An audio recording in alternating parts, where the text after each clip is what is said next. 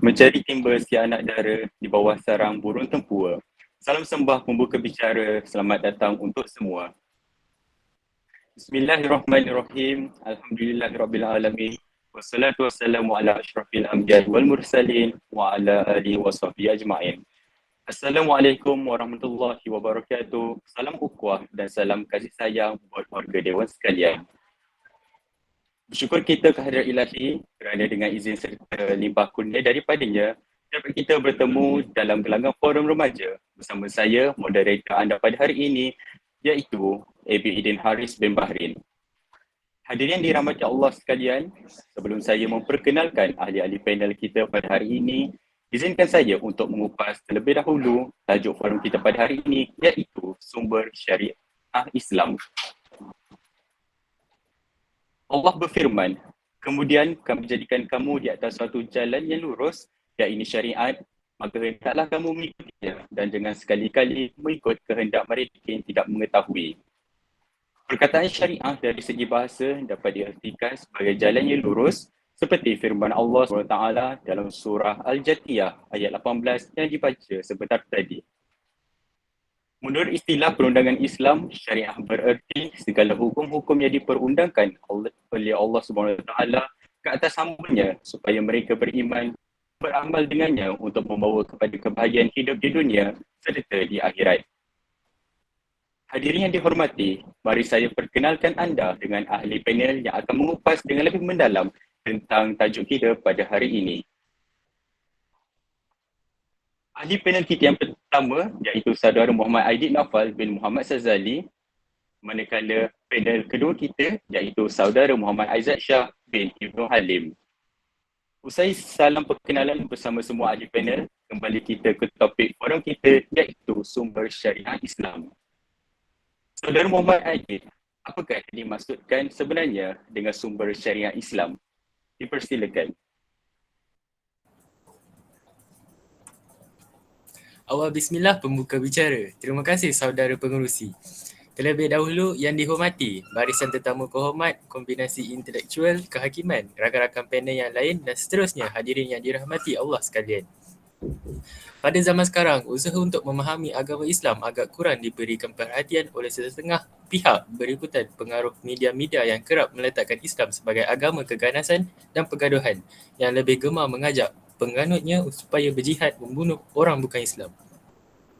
Jadi saya akan menjelaskan kepada anda apa elemen rujukan yang penting dalam Islam. Dalam setiap perkara berkenaan Islam, semuanya mesti diteliti melalui beberapa rujukan berikut terlebih dahulu. Pertama sekali ialah Al-Quran. Al-Quran adalah kitab suci umat Islam yang terkandung firman-firman Allah Subhanahu Wa Taala yang disampaikan melalui malaikat Jibril kepada Rasulullah Sallallahu Alaihi Wasallam. Namun, Al-Quran sendiri sebenarnya dijilidkan atau dibukukan hanya selepas kewafatan Rasulullah Sallallahu Alaihi Wasallam. Walaupun begitu, sejak mula lagi Rasulullah Sallallahu Alaihi Wasallam telah meminta penulis-penulis wahyu supaya mencatatkan semua wahyu yang diturunkan selepas baginda menerimanya. Selepas kewafatan Rasulullah SAW, berlaku peperangan Yamamah yang mengobarkan ramai individu penghafal wahyu. Ini menimbulkan kerisauan pada pemimpin Islam pada waktu tersebut. Jadi, Khalifah Abu Bakar As-Siddiq dan Umar Al-Khattab pun mengarahkan Zaid bin Thabit, pakar hafalan wahyu ketika itu untuk mula mengumpulkan ayat-ayat Al-Quran dalam bentuk jilid yang digelarkan suhuf. Suhuf kekal digunakan selama beberapa belas tahun sebelum berlaku pencanggahan pendapat tentang cara membaca suhuf yang ada. Ikutkan perbezaan cara bacaan mengikut kawasan.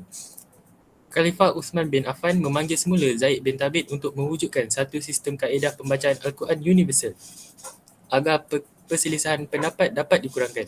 Jadi mereka bersetuju untuk mengikut kaedah pembacaan dan tulisan asal orang Quraisy yang menjadi cara asal wahyu diturunkan. Hasil daripada usaha itu, lahirlah sistem tulisan dan bacaan Al-Quran dengan nama Razm Uthmani, sempena nama Khalifah Uthman bin Affan, yang berjaya menyatu padukan bentuk tulisan Al-Quran.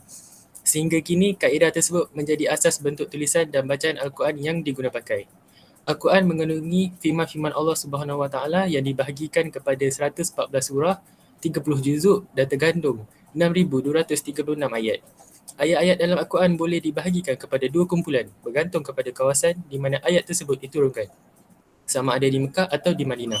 Ayat yang turun di Mekah digelarkan kumpulan surah Makkiyah diwahyukan sebelum peristiwa hijrah, sementara ayat yang turun di Madinah digelarkan kumpulan surah Madaniyah. Kumpulan ayat ini turun selepas peristiwa hijrah. Seterusnya ialah hadis dan sunnah. Hadis dan sunnah adalah dua elemen yang datang daripada individu yang sama, iaitu Rasulullah SAW. Bagaimanapun, kandungannya pula mungkin berbeza-beza di antara satu sama lain. Walaupun kelihatan hampir serupa, ada pendapat yang menyamakannya. Kedua-duanya ke dalam satu kategori yang sama. Ada pendapat yang menyatakan hadis dan sunnah adalah dua perkara berbeza. Hadis adalah segala apa yang disandarkan keluar daripada Rasulullah, daripada segi perkataan, perbuatan, sifat, tindak balas, reaksi dan juga kelakuan. Sunnah pula adalah segala perbuatan fizikal yang dilakukan oleh Rasulullah SAW yang mengajak orang ramai lebih mendekati Islam. Hadis dan sunnah mempunyai definisi yang luas, tetapi kedua-duanya mempunyai satu persamaan yang besar. Sumbernya adalah percakapan dan kaedah kehidupan Rasulullah SAW.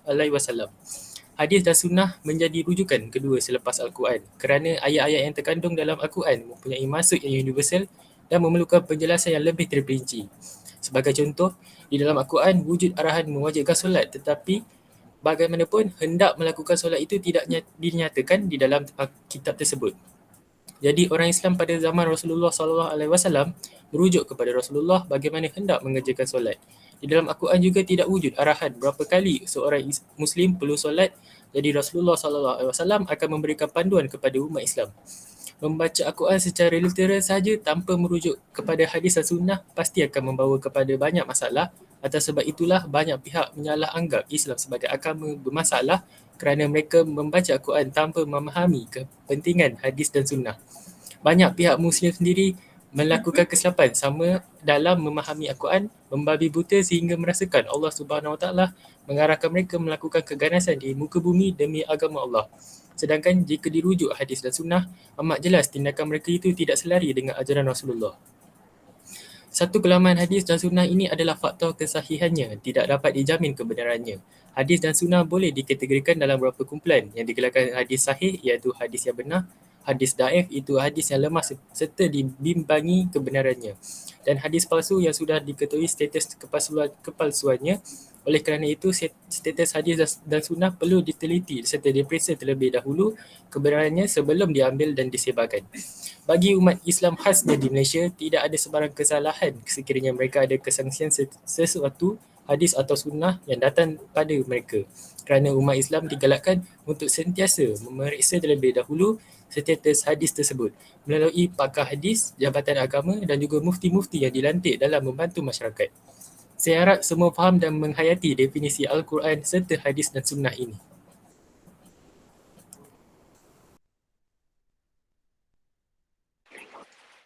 Terima kasih saya ucapkan kepada panel pertama kita iaitu saudara Muhammad Aidit atas lontaran konsep utuh lagi berisi sebentar tadi. Panel pertama kita telah menerangkan tentang Islam yang diberikan antaranya Al-Quran serta hadis dan sunnah. Sekarang kita perdengarkan pula pendapat daripada panel kita yang kedua iaitu saudara Muhammad Aizat dan beliau akan menerangkan tentang ijtihad. Majlis dengan segala hormatnya mempersilakan. Terima kasih saudara pengerusi majlis Encik Abidin. Di sini saya ingin mengupas mengenai ijtihad dan mujtahid. Ijtihad dari segi bahasa ialah mencurahkan tenaga dalam sesuatu perbuatan. Manakala dari segi istilah ulama usul ialah mencurahkan usaha oleh seseorang mujtahid untuk mengeluarkan hukum syarak dengan cara istinbat, iaitu menetapkan hukum. Apakah dan siapakah yang dikatakan mujtahid? Mujtahid ialah mereka yang mempunyai malakah ijtihad atau kemampuan untuk mengkaji, menyelidiki dan mendapatkan hukum-hukum syarak yang amali dari dalil-dalil yang terperinci. Mujtahid juga seorang faqih di kalangan ulama usul. Tidak dikatakan seseorang mujtahid atau faqih jika menghafal masalah-masalah fiqh dari kitab-kitab atau dari mulut ulama tanpa mengkaji, menyelidiki dan mengistinbat dari dalil-dalilnya. Bidang ijtihad. Jika keadaan yang hendak diketahui hukumnya telah jelas dengan dalil qat'i, maka tiada ijtihad lagi dibenarkan. Contohnya ayat tentang zina. Penzina perempuan dan penzina lelaki, maka hendaklah kamu sebat kedua-duanya sebanyak 100 kali sebatan. Ayat ini tiada ijtihad lagi dalam menentukan bilangan sebatan kerana telah disebut dengan jelas di dalam Al-Quran. Terdapat satu kaedah fiqh yang masyhur yang berbunyi al-ijtihad la yanqud bil ijtihad. Maksudnya, suatu ijtihad itu tidak terbatal dengan ijtihad yang lain. Menurut Syekh Muhammad Sidki Al-Borno, istilah ijtihad dalam kaedah ini bukan merujuk kepada definisi khusus, iaitu ijtihad dalam mengistimbatkan hukum fiqh daripada dalil syarak. Tapi ia merujuk kepada 3 perkara.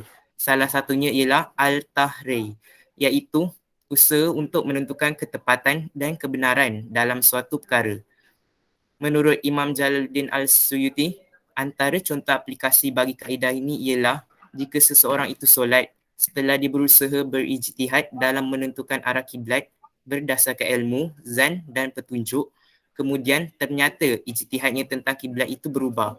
Dia tidak perlu kodok solat tersebut. Bahkan jika seseorang itu solat dengan kiblat yang berbeza bagi setiap rakaat, kerana berubahnya ijtihad, maka solat itu tetap sah dan dia tidak perlu mengkodokkannya.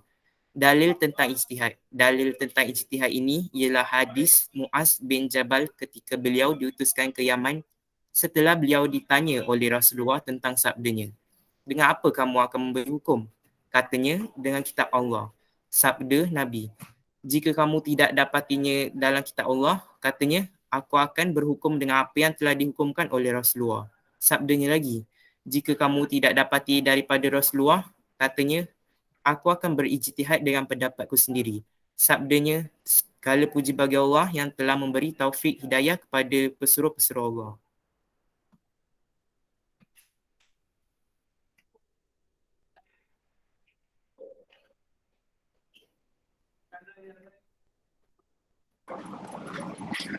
Alhamdulillah, sungguh berguna maklumat yang ahli panel kedua kita telah sampaikan sebentar tadi. Mari kita teruskan lagi dengan perbincangan forum kita pada hari ini. Saya mempersilakan panel kita yang kedua, iaitu Saudara Muhammad Aizat, untuk meneruskan forum kita. Dipersilakan. Izinkan saya meneruskan kupasan topik kita pada hari ini. Semestinya hadirin sekalian tertanya-tanya, apakah syarat-syarat mujtahid? Oleh yang demikian, syarat-syarat umum seorang mujtahid ialah Islam, akhir balik. Syarat-syarat asas untuk menjadi mujtahid ialah mesti menguasai bahasa Arab, mengetahui selok-belok Al-Quran, mengetahui sunnah nabawiyah, mesti mengetahui ilmu usul fiqh, perlu mengetahui masalah-masalah yang hendak diijma', perlu mengetahui maqasid asy-syariah, seterusnya kesediaan fitrah untuk berijtihad dan adil serta taqwa. Peranan ijtihad.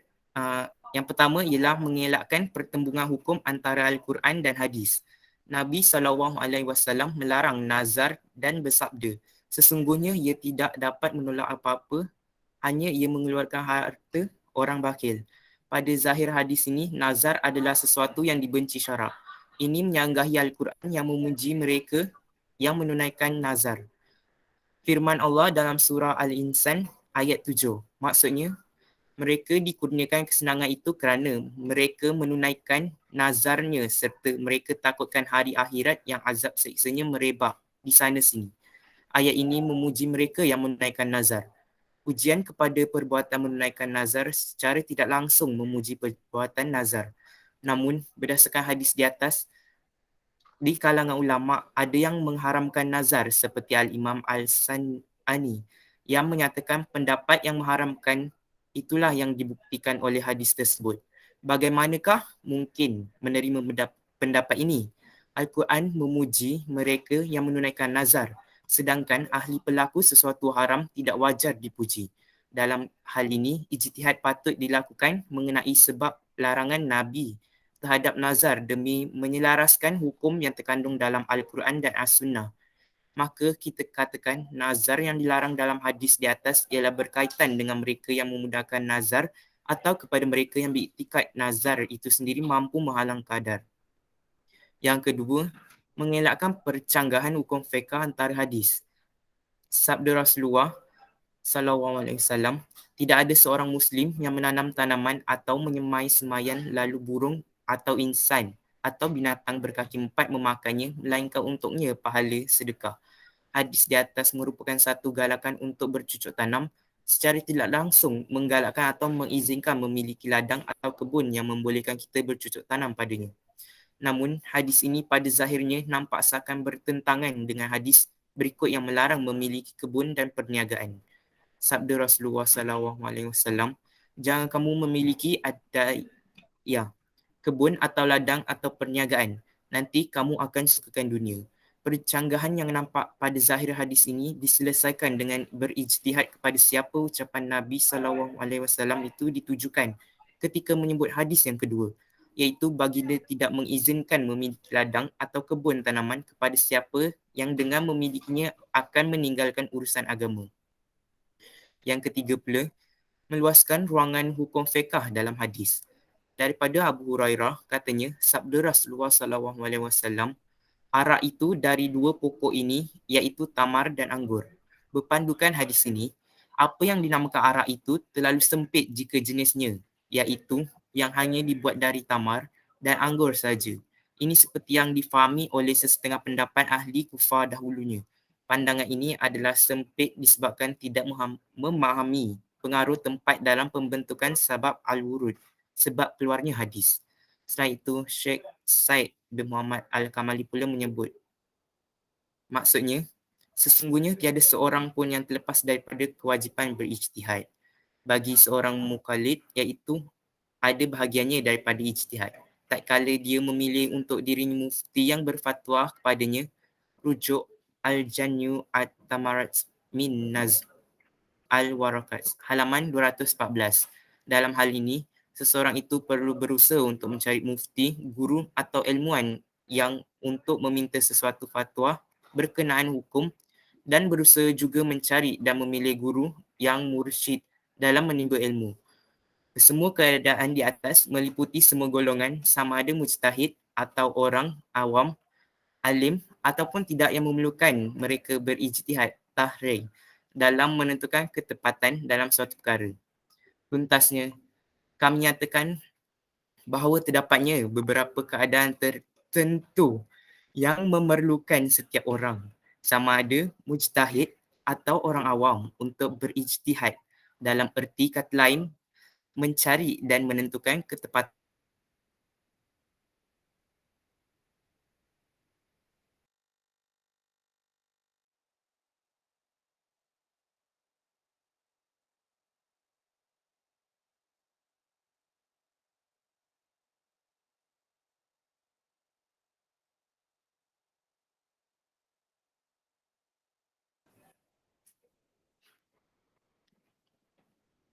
Maafkan saya.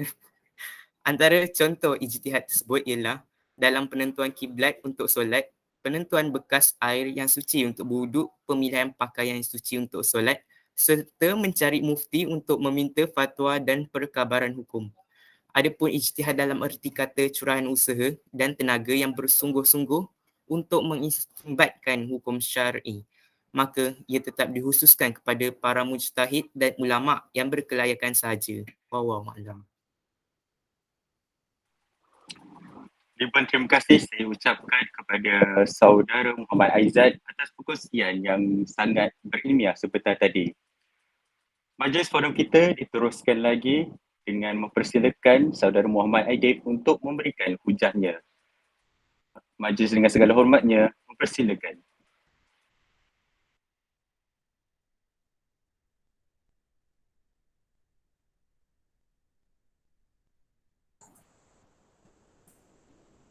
Terima kasih pengerusi majlis. Saya ingin meneruskan dengan memberi hadirin definisi mengenai jima' dan kias.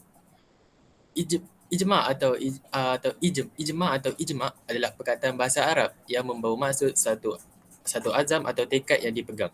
Definisi sebenar ijma' pula bererti satu persetujuan atau kesepakatan yang dicapai oleh golongan-golongan bijak pandai ilmu Al-Quran, hadis dan sunnah dalam mewartakan atau menetapkan hukum dalam agama Islam. Ijma' adalah tahap ketiga dalam menentukan perihal arahan dan larangan dalam agama Islam. Dimestikan selari dengan apa yang terkandung dalam Al-Quran serta hadis dan sunnah yang sudah diiktirafkan benar.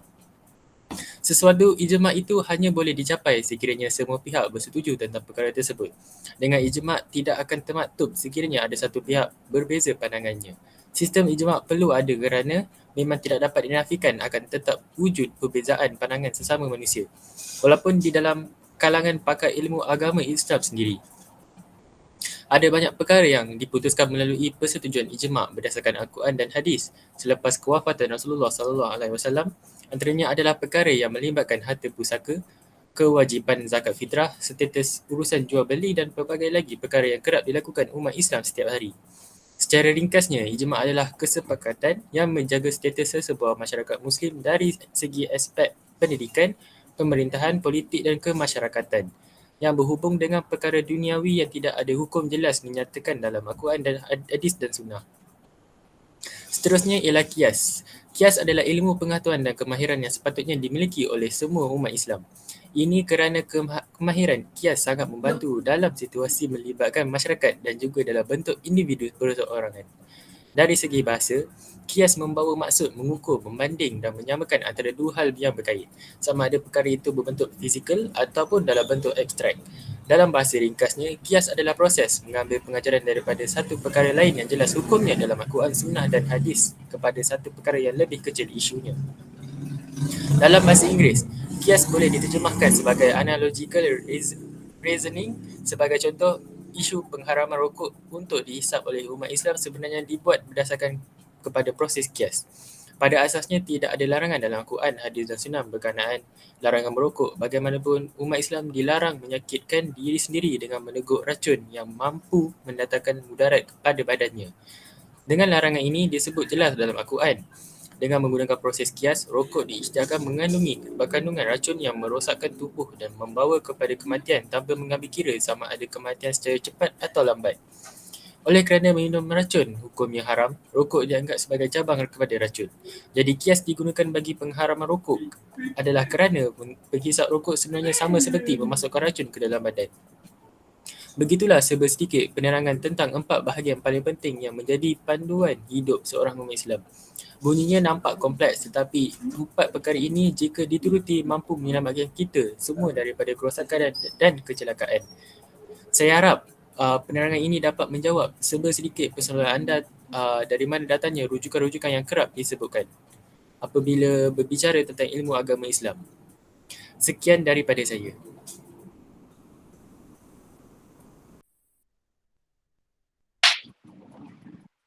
Demikian sudah perbincangan daripada semua ahli panel kita tentang sumber syariah Islam. Apa yang saya boleh simpulkan tentang tajuk ini ialah Islam menjamin keseimbangan antara kepentingan individu dan masyarakat supaya tidak ada satu hak pun yang teraniaya di antara kedua-duanya. Segala prinsip dan dasar syariah Islam yang telah ditentukan oleh Allah SWT adalah bersifat tetap dan tidak boleh diubah serta tidak akan berubah disebabkan oleh desakan atau sentimen mana-mana individu. Syariat Islam merupakan satu dokumen perundangan yang lengkap, adil, menyeluruh dan merangkumi seluruh aspek yang bersangkutan dengan kepentingan manusia. Syariat Islam yang bercirikan Rabbani ini sudah semestinya akan dapat menegakkan keadilan dalam sebarang pertikaian di antara sesama manusia, di samping ianya sudah pasti dapat mengimbangi seluruh keperluan dan kepentingan manusia. Kepatuhan dan ketaatan kepada syariat Islam sudah tentu akan membawa kehidupan manusia kepada kebahagiaan bukan sahaja di dunia, bahkan akan berpanjangan di alam akhirat insya-Allah. Terima kasih saya ucapkan kepada semua ahli panel kita kerana sudi hadir dan menyuarakan pendapat masing-masing. Moga apa yang kita dapat hari ini tidak sekadar masuk telinga kanan, keluar telinga kiri. Saya mewakili semua ahli panel mengucapkan setinggi-tinggi terima kasih kepada semua hadirin yang sudah hadir menyaksikan forum pada hari ini. Lantaran keterbatasan waktu, saya mohon mengakhiri bicara ini. Sekian saja untuk hari ini. Terkasar bahasa tersilap bicara, mohon dimaafkan.